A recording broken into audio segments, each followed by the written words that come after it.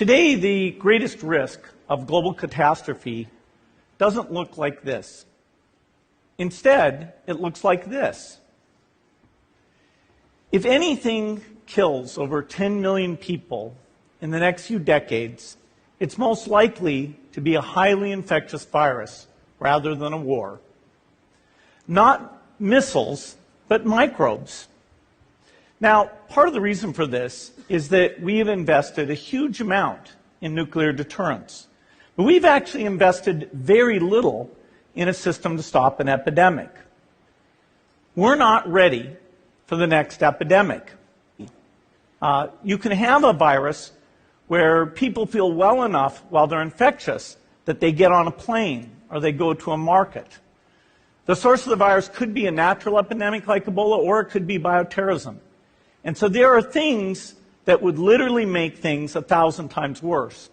In fact, let's look at a model of a virus spread through the air like the Spanish flu back in 1918. So here's what would happen.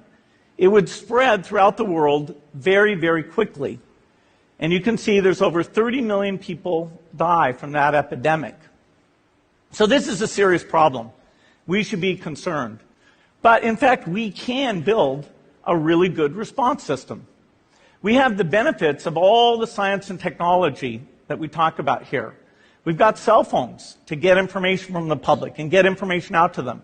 We have satellite maps where we can see where people are and where they're moving.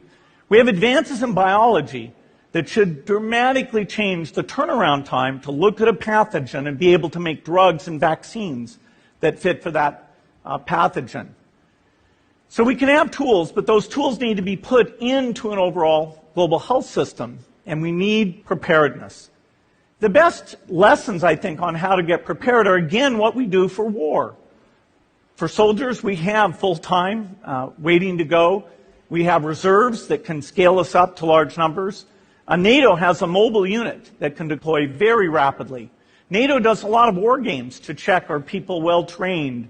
Do they understand about fuel and logistics and the same radio frequencies? So they are absolutely ready to go. So those are the kinds of things we need to deal with an epidemic. What are the key pieces? First is we need strong health systems in poor countries. That's where mothers can give birth safely, kids can get all their vaccines, but also where we'll see the outbreak very early on. We need a medical reserve corps. Lots of people who've got the training and background who are ready to go with the expertise. And then we need to pair those medical people with the military, taking advantage of the military's ability to move fast, do logistics, and secure areas. We need to do simulations, germ games, not war games, so that we see where the holes are. The last time a germ game was done in the United States was back in 2001, and it didn't go so well. So far, the score is germs 1, people 0. Finally, we need lots of advanced R&D in areas of vaccines and diagnostics. There are some big breakthroughs, like the adeno-associated virus, that could work very, very quickly. Now, I don't have an exact budget for what this would cost, but I'm quite sure it's very modest compared to the potential harm. The World Bank estimates that if we have a worldwide flu epidemic, global wealth will go down by over $3 trillion, and we'd have millions and millions of deaths. These investments offer significant benefits beyond just being ready for the epidemic. The primary health care, the R&D, those things would reduce global health equity and make the world more just as well as more safe. So I think this should absolutely be a priority.